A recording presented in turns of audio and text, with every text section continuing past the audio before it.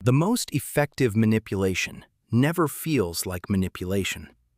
It feels like love, like concern, like you're the one who got it wrong. And that is exactly why it works. Right now, someone in your life is shaping how you see yourself. Not through force, not through threats, but through something far more invisible. You cannot fight what you cannot name, and the people who do this best have made absolutely certain you will never find the words. So let's find them together. There is a pattern so common that once you see it, you will recognize it everywhere. It has a name that researchers use, though the people who do it have never heard of it. They do not need to know what it is called because they have been doing it their entire lives. DARVO. Deny, attack, reverse, victim, and offender. It works like this. You confront someone about something they did that hurt you. First, they deny it ever happened. Not partially, not with nuance, completely. That never happened. You're remembering it wrong. I would never do something like that. But you know it happened. You were there. So you push back, and that is when phase 2 begins.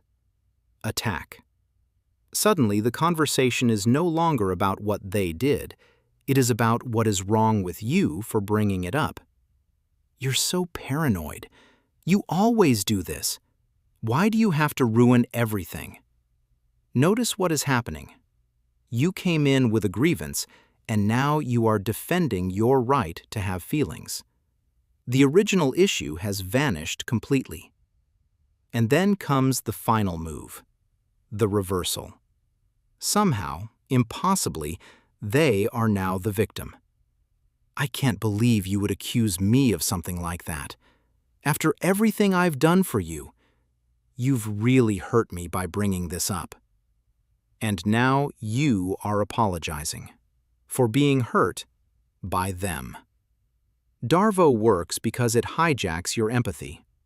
The same quality that made you vulnerable to being hurt is now being used to make you comfort the person who hurt you. And the worst part is not the technique itself.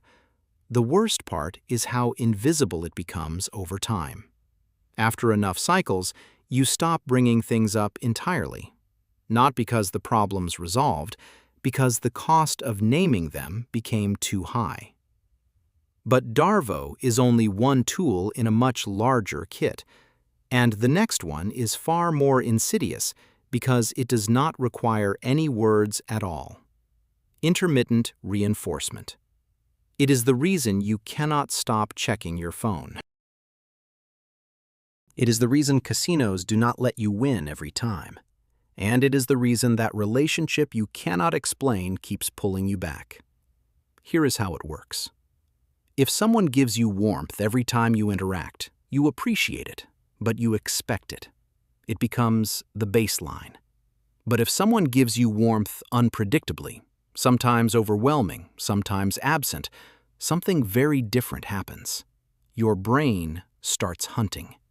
It scans every interaction for clues. What did I do last time that made them happy? What do I need to change to get that feeling back? This is not love. This is addiction. And the person administering it knows exactly what they are doing, even if they have never consciously planned it. They learned somewhere, usually early, that withholding warmth makes people work harder to earn it. The hot and cold cycle is not a flaw in the relationship. It is the architecture. And here is what makes this particularly devastating. The good moments feel incredible precisely because they are rare. You will describe this person as the most passionate, intense, consuming connection you have ever had. And you will be right. It is intense because your nervous system is on high alert every moment you are with them. That is not chemistry. That is hypervigilance. But wait, if intermittent reinforcement bonds us to unpredictable people, why do intelligent people fall for it most? This is where everything you thought you knew about manipulation falls apart. We assume manipulators target the naive, the gullible, the emotionally weak. But skilled manipulators often do the opposite. They seek out empaths, high achievers, people with strong moral codes. Why? Because empathy can be weaponized. Because achievers will work twice as hard to solve a problem that was never meant to be solved. Because moral people assume others share their moral framework. Your intelligence becomes the vulnerability. You tell yourself you would recognize manipulation if you saw it. So when you do not see it, you assume it is not happening. You rationalize the behavior, find explanations, give the benefit of the doubt. Your capacity for nuance becomes the trap. They had a difficult childhood. They didn't mean it that way. I must be overreacting. And now we arrive at one of the most sophisticated tools in the manipulator's arsenal: isolation. Not physical isolation, social isolation. The slow, systematic removal of everyone who might offer you a reality check. It never looks like what you imagine. No one says, "You are not allowed to see your friends." Instead, they say, "I just don't trust Sarah's motives. Your family has always underestimated you. I'm the only one who really understands you." Each statement sounds like insight. Each statement plants a seed of doubt about someone else. And over months, the web of people who might say, "Wait, this doesn't seem right," slowly dissolves. You did not lose your friends. You chose, again and again, not to prioritize them, because someone made prioritizing them feel like a betrayal. Now you have no outside perspective. Their reality is the only reality. And when you have a concern, the only person you can discuss it with is the person who created it. Which brings us to the question that matters most. How do you trust yourself when someone has spent months or years teaching you not to? The answer is simpler than you would think, but harder to accept.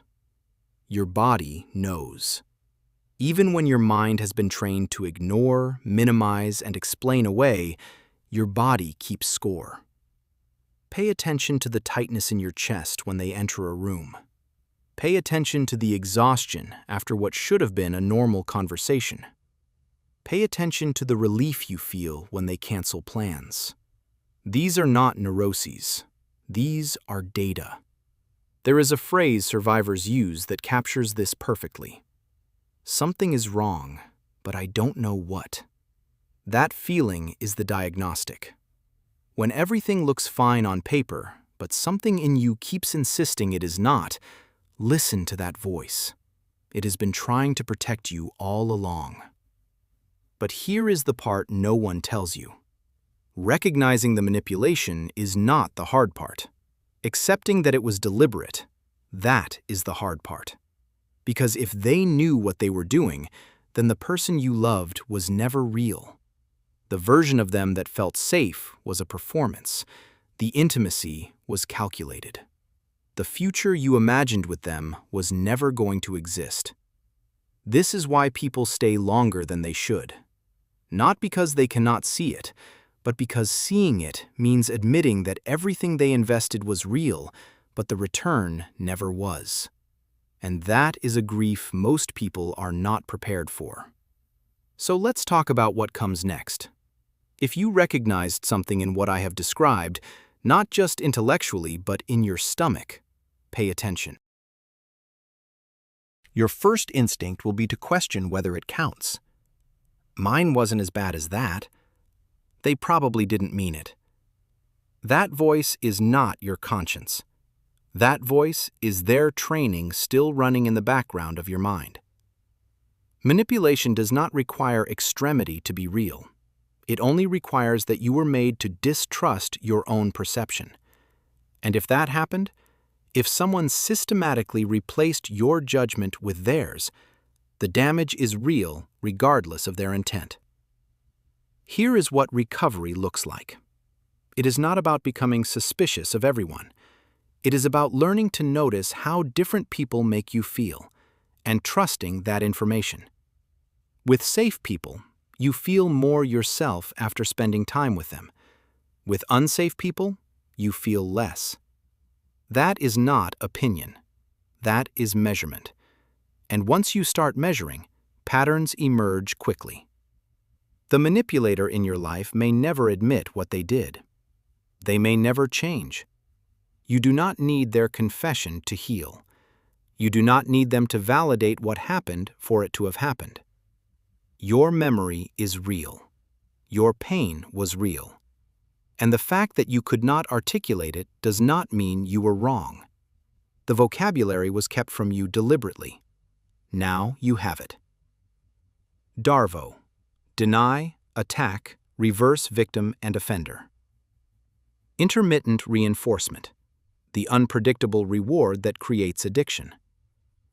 Isolation: the slow removal of everyone who might see clearly. These words are not just definitions.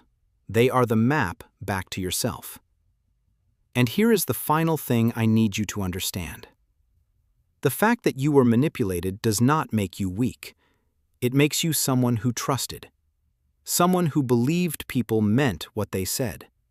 Someone who extended the benefit of the doubt because that is what healthy people do. You were not stupid. You were human. And someone used that against you. That is their failing, not yours. Now, remember that feeling I mentioned at the beginning?